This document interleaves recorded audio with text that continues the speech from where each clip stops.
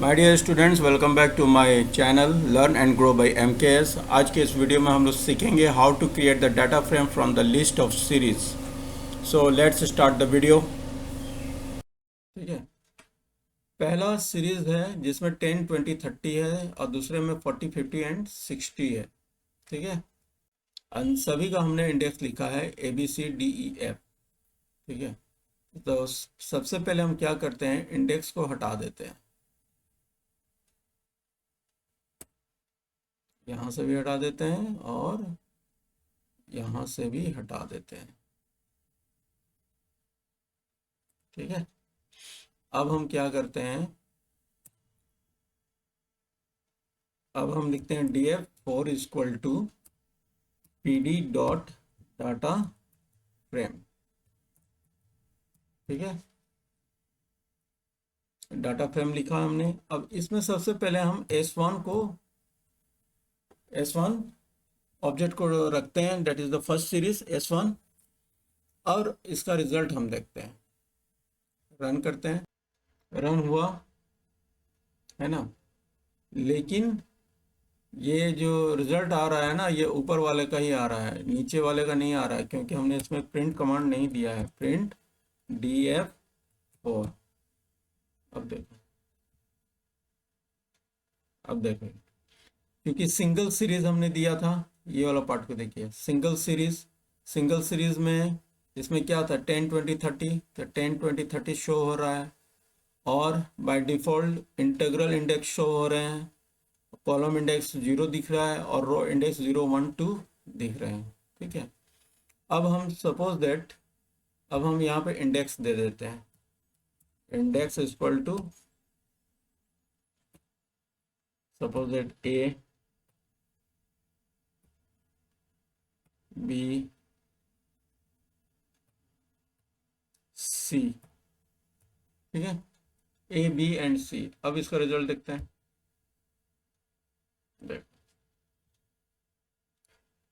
इसका row index, series का जो इंडेक्स है ना, वो डाटा फ्रेम में रो इंडेक्स बनेगा। याद रखिएगा, सीरीज का जो इंडेक्स है वो डाटा फ्रेम में रो इंडेक्स बनेगा। ठीक है, अब इसी डाटा फ्रेम में हम दोनों सीरीज को डाल रहे हैं। S2 भी यहाँ पर हमने लिख दिया, और चूंकि ये it is just like a list of series है, तो स्क्वायर ब्रैकेट हम देंगे, फिर उसके बाद रन करके देखते हैं। देखिए,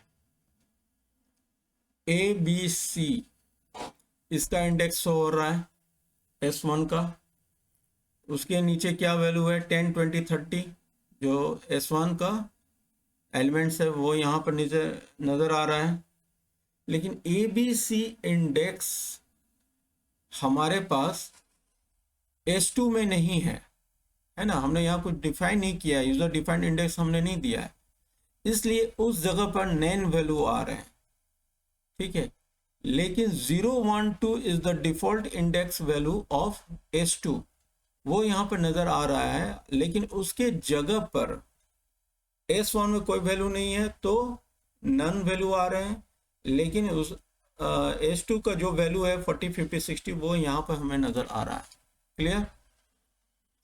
अब हम चाहते हैं क्या है, सपोज दैट अब हम यहाँ पर भी सेम इंडेक्स लिख देते हैं, index equal to A, B